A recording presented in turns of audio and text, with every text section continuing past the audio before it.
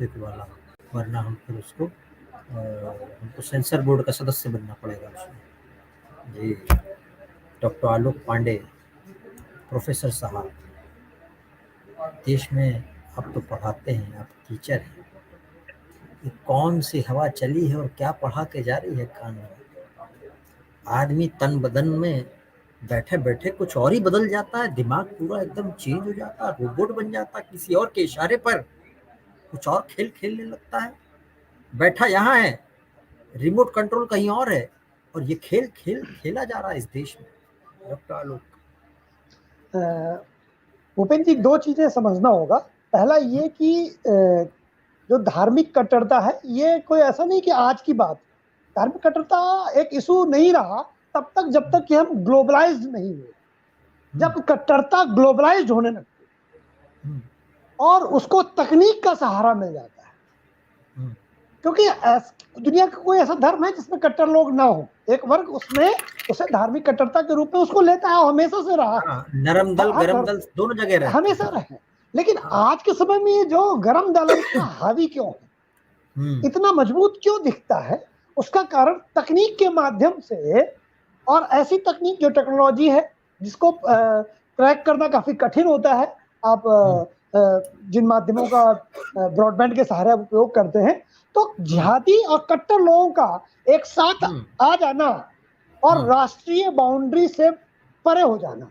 अब वो अगर दुनिया के किसी कोने में कोई एक कट्टर व्यक्ति बैठा है, दूसरे कट्टर के साथ बहुत आसानी से जुड़ सकता है। ऑनलाइन वहां पे तो हायरिंग चल रही है, ऑनलाइन हायरिंग चल रही है, ऑनलाइन वो इंटरव्यू लिए जा रहे हैं कि बताओ कहाँ बम फोड़ सकते हो, इस तरह की चीजें सामने आई हैं। जी, तो अगर आप देखें तो मुझे एक चीज ये लगती है, कट्टरता धर्मों के लिए नया नहीं है। कट्टरता का तकनीक से जुड़ जाना, तकनीक का मिसयूज करना, और उसके साथ उसको राजनीतिक प्रश्रय मिलना अपने वोट बैंक के लाभ के लिए, ये धरती की नई तरह की समस्या है। तो किसी और जगह चलें क्या? आले चलें तुम्हें हम तारों के शहर में, धरती पे दुनिया हमें प्यार न करने देगी। इंसानों को, साधारण इंसानों को प्यार न करने देगी क्या दुनिया? भूपेंद्र जी, मैं आपको बताऊं, अगर समस्या है तो समाधान भी है। ये तो मैंने समस्या बताई, अब आते हैं समाधान पे। समाधान पे आप देखेंगे 4-5 दिन पहले एक समाधान की शुरुआत हुई थी, जब मोहन भागवत जी, आरएसएस प्रमुख जी, गए थे एक मस्जिद। ये समाधान का पहला कदम, संवाद, जो प्रोफेसर राकेश जी ने, उपाध्याय जी ने कहा, संवाद। तो संवाद की पहल ये बहुत ज्यादा आवश्यक है, और संवाद होना जरूरी है दोनों वर्गों की तरफ। तो इस देश की दो बड़ी मेजोरिटी है, हिंदू और मुसलमान। मैं मुसलमानों को तकनीकी रूप से मेजोरिटी ही कहता हूँ। तो दो बड़ी मेजोरिटी, ठीक है, तकनीकी रूप से माइनॉरिटी में आते होंगे, लेकिन दो बड़ी मेजोरिटी कम्युनिटी, उनको आपसी संवाद की जरूरत है। और उन्हें ये बात मान के रखना होगा कि अगर कोई व्यक्ति विदेश कहीं कोने पर बैठा हुआ है, तो वो आपके पड़ोसी से अच्छा कैसे हो सकता है। दूसरा, जो पीएफआई का एक पकड़ा गया था 2047, जिसमें वो पूरे भारत को इस्लामिक राष्ट्र में बदलने की बात करते हैं। अब ये तय होना अभी जरूरी है कि जो पकड़ा गया कागज, जो प्रिंट मिला, वो वाकई है। पीएफआई ने तो उसे डिनाई कर दिया, वो डिनाई करेंगे भी। और जो जितने अभी ये लोग पकड़े जा रहे हैं, इनको बस ये है कि जो लोग गलत कर रहे हैं उनको दंड मिलना चाहिए, लेकिन अगर जो लोग इनोसेंट हैं उनको सताया भी नहीं जाना चाहिए, क्योंकि इनोसेंट को भी अगर आप सता देते हैं तो एक नया राष्ट्र विरोधी ग्रुप, एक नया राष्ट्र विरोधी व्यक्ति आप खड़ा करते हैं। अगर कोई सरकारों द्वारा सताया जाता है तो उसको बरगलाना दूसरी बार बहुत आसान होता है। तो सरकार को इस बात का, इसीलिए शायद सरकार ने अभी तक बैन की चीजें नहीं की, अपनी सख्ती नहीं की, कि शायद पूरी तैयारी के साथ वो काम करने की कोशिश कर रही थी कि मिनिमम गलती हो या गलती ना हो। सरकार को ये पता लगा कि एक ऑर्गेनाइजेशन को बैन करने से कुछ होगा नहीं। उनको ये पता लगा कि इसमें कुछ लोग जो मासूम, जैसे कि हाफिज भाई बोल रहे थे, कुछ लोग मासूम हो सकते हैं संभवतः, जिनको कुछ भी नहीं पता, जो नीचे के लेवल के हो, जिनको कुछ वाकई नहीं पता हो, ये संभव है। और वो शायद ये भी हो कि उनकी धरपकड़ हो भी गई हो जी।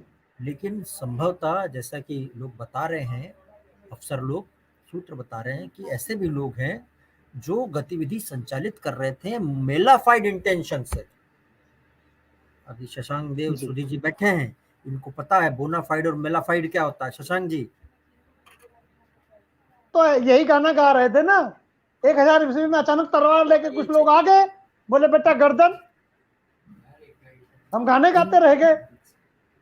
हमने ये भी गाना गाया है कि नहीं, बहुत सारे गाना गाया है, लेकिन मेन चीज ये है, मोहब्बत कम हो रही है पूरी दुनिया से, होना तो ये चाहिए। मैं कहीं लेकिन पढ़ा था इस कि मोहब्बत के कम होने में जिम्मेदार कौन है? हिंदू धर्म, हिंदू बात नैरेटिव। मैं दावे से कह सकता हूँ कि कोई और हो ना हो, हिंदू नहीं है। प्रोफेसर उपाध्याय ने समझाया कि कोई खेल खेल रहा है, नैरेटिव में कोई फंस रहा है, नहीं, कोई भुगत रहा है। ये प्रोफेसर उपाध्याय कुछ बोल रहे हैं। भूपेंद्र भैया, मेरे समझ में नहीं आती, प्रोफेसर साहब नाराज हो जाएंगे, लेकिन मेरा अपना मानना है, हम जो लोग जिनके नाम पे खेल खेला जा रहा है वो इतने बेवकूफ है क्या? पिछले 1000 साल से ये नैरेटिव चल रहा है। आज का नैरेटिव, तब तो नहीं थे जो लेफ्टिस्ट। 1000 साल में जो हुआ है धरती के साथ, उसमें लेफ्टिस्ट नहीं थे। अरे भाई साहब आलोक जी, तो 1000 साल मत जोड़ा करिए, एक एक घटना पर डिस्कशन करिए, देखिए, है ना? देखो आप सुन मैं लीजिए, हर अब घटना का जवाब दे सकता हूँ। मेरी बात सुन लीजिए, मैं आप घटना क्या जवाब देंगे? नादिर शाह भारत आया था, नादिर शाह का अटैक आपने पढ़ा है कि नहीं पढ़ा है? हाँ, किसको मारा उसने लाल किले में, किस पर कब्जा किया? 1739 में चढ़ा भारत की धरती पर, और 200 साल में मुगलों ने जो दौलत भारत में लूटी थी, लाल किले में इकट्ठा की थी, जामा मस्जिद की सीढ़ियां उसने खून से लाल कर दी। हजारों मुसलमानों का खून इसी दरियागंज में खून का दरिया बह रहा था। नादिर शाह ने कोई भेदभाव किया क्या रक्तपात फैलाने में? पूरी दौलत मुसलमानों की इकट्ठी की हुई अकबर के जमाने से, बाबर के जमाने से, जो लाल किले में इकट्ठा की थी, 2 दिन के भीतर हजारों हाथी घोड़े और ऊंटों पर लाद करके यहां से चला गया। तख्ते ताउस ले गया, कोहिनूर ले गया। नादिर शाह ज्यादा खतरनाक था या मुगल खतरनाक थे भारत के लिए? क्या चीज? नादिर शाह ज्यादा खतरनाक रहा भारत के लिए या मुगल और तुर्क खतरनाक थे? अरे भाई, तुर्क भी थे खतरनाक, मुगल भी थे खतरनाक, नादिर शाह भी था खतरनाक, और सब एक दूसरे में सबके लिए खतरनाक थे। ये किसी को बकत रहे थे क्या? हुआ इसमें नुकसान किसका हुआ? अरे भाई, संस्कृति का नुकसान हुआ। ऐसा है, राजनीति चल रही है ना, राजनीति में अगर ये राजनीति, अगर सुन लीजिए मेरी बात सुन लीजिए, कहते रह गए हैं कितने हम गलतफहमी में।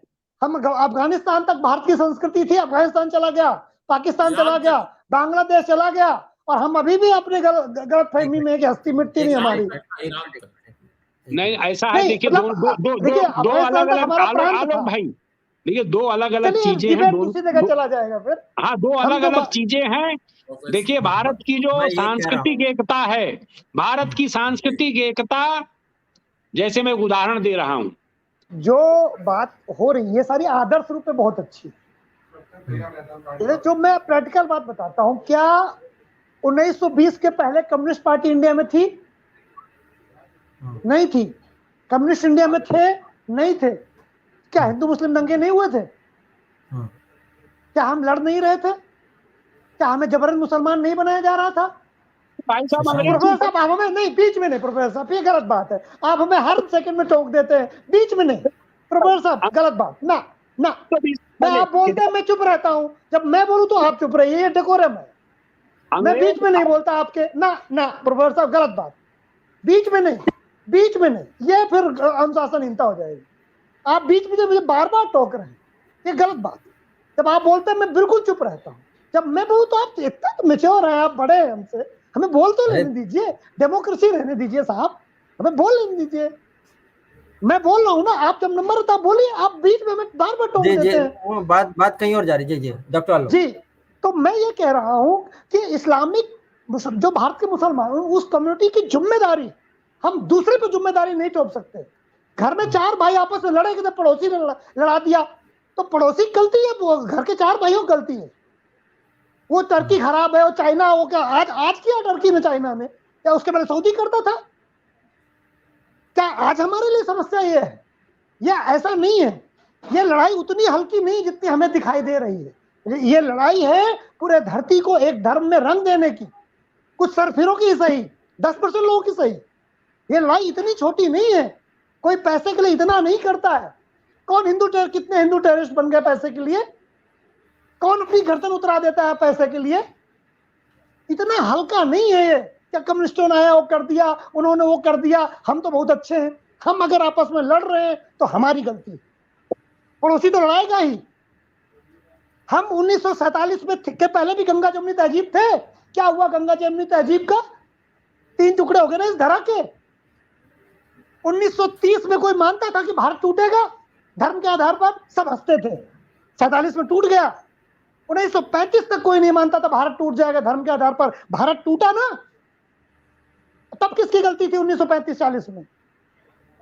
हम दूसरों की गलती पर अंग्रेजों ने देश तोड़वा दिया। फिर अब टर्की ये कर रहा है, चाइना वो कर रहा है, तो इस देश का जो भारत का जो हिंदू है, मुसलमान है, वो क्यों लड़ रहा है? इतना बेवकूफ है। ऐसा हम दूसरे पर समस्या लाद करके अपनी कमियों पर पर्दा डालते। पर्दा डालो। हमारी संस्कृति की सबसे बड़ी दोहरा चरित्र है, हम मीठी बातें करते हैं लेकिन उसे एग्जीक्यूट नहीं करते। गंगा जमुनी तहजीब की बात करते हैं, बताइए जमुना गंगा के इलाहाबाद के आगे कहाँ है? गंगा जमुनी तहजीब में यमुना का गंगा में मिलना तय है। तो कब मुसलमान भाई हिंदुओं से मिलेंगे? क्योंकि इलाहाबाद के आगे तो यमुना है नहीं, वो तो अलग हो रहे हैं। पाकिस्तान बना लिया, बांग्लादेश बना लिया, भारत के अंदर फिर समस्या है। मैं सारे मुसलमानों के लिए नहीं कह रहा। क्या जब पाकिस्तान बना था तो सारे मुसलमान चाहते थे? 25% मुसलमानों ने पाकिस्तान बना लिया, 75% मुसलमान नहीं चाहते थे इस देश का बंटवारा, लेकिन 25% ने बना लिया था ना पाकिस्तान। इतना मत सोचिए, कोई कम्युनिटी 100% खराब नहीं होती, चाहे हिंदू हो चाहे मुसलमान हो। 1 घंटे से ऊपर हो गया, 1 घंटे से ऊपर हो गया। तो इसलिए समस्या का सरलीकरण नहीं कर सकते हम। चाइना, पाकिस्तान, टर्की पर ब्लेम करके इस जो आखिरी हाल आपको बता दें, वो है इस्लाम धर्म का पुनर्जागरण, रेनेसां इन इस्लाम। कैसे होगा? इस्लाम के अंदर इस्लाम के लोगों को करना पड़ेगा, हिंदू नहीं कर सकता रेनेसां। हिंदू धर्म में जब रेनेसां हुआ तो राजा राम मोहन राय जैसे लोग आए, तब रेनेसां हुआ। लेकिन इस्लाम, क्योंकि कोई भी पुनर्जागरण धर्म उस धर्म के अंदर के लोग करते हैं, हिंदू कैसे कर देगा? उसकी तो गर्दन कट जाएगी। तो ये तो पुनर्जागरण अंदर से होता है, ये तो अंदर से। आप दोनों सोल्यूशन के मामले में एक ही प्लेटफॉर्म पे है। सोल्यूशन के मामले नहीं, मैं सुनिए भूपेंद्र जी, अब होना था और मैं आलोक जी आपसे एक हाथ आगे बढ़ के कह रहा हूं, उसका शमन भी इसी धरती पर होगा। आप देख लीजिएगा, इस्लाम का जो कट्टरवादी रवैया है उसका मुकाबला अमेरिका नहीं कर पाएगा। वो भारत में गंगा की धारा में समा जाएगा, और ऐसा समा जाएगा तो पता नहीं चलेगा कहां से आया था और कहां चला गया। ये गंगा की धारा की विशेषता है। हजारों साल से और लाखों साल हम तो कह रहे हैं अपनी कालगणना के हिसाब से। ये मानव सभ्यता को 5000 10,000 साल में घेरते आए हैं। 5000 साल पहले तो महाभारत इस धरती पर हो चुकी है। तो अब बात यह है कि भारत की संतानों को जागना होगा। और धूर्त अंग्रेज है, मार्क्स भी अंग्रेज था, ध्यान रखिए, अंग्रेज इन द सेंस व्हाइट, जो व्हाइट रेस। सर, मैं एक्चुअली प्रोफेसर साहब और आलोक जी की बातों को बड़ा ही गहराई से सोचा, और मैं आलोक जी की बातों से पूर्णतः जो है सहमत हूँ। दोनों लेकिन सलूशन तो एक ही दे रहे हैं दोनों। प्रोफेसर साहब जो है केवल आरोप लगा रहे हैं, और मैं समझता हूँ कि प्रोफेसर साहब को शायद जानकारी होगी कि भारत का जो विभाजन हुआ था वो धार्मिक विचारधारा के ऊपर हुआ था। नहीं, शशांक जी वो कुछ और बोल रहे हैं। एक उन्होंने पॉइंट कहा, उन्होंने कहा कि जब अंग्रेज आए उन्होंने जो बीज बोया वो धार्मिक विभाजन के पहले आए। मैं आपकी बातों से सहमत हूँ, बीज बोया मैं, लेकिन उनके जो टोन और टेनर है वो ये कह रहे हैं कि भाई लेफ्ट जो है यह समाज, हमारे समाज का सबसे बड़ा जो है वो प्रॉब्लम का जो है कारक है, जो वो बार बार ये बता रहे हैं। इस वक्त मैं इस बात से असहमत, मैं बात से बहुत बड़ा चल रहा है, कुछ अंदर ही अंदर बहुत बड़ा खेल चल रहा है। पूरी तरह से असहमत हूं, इसलिए मैं कहना चाहता हूं कि जजमेंटल होना, यह कोई भी व्यक्ति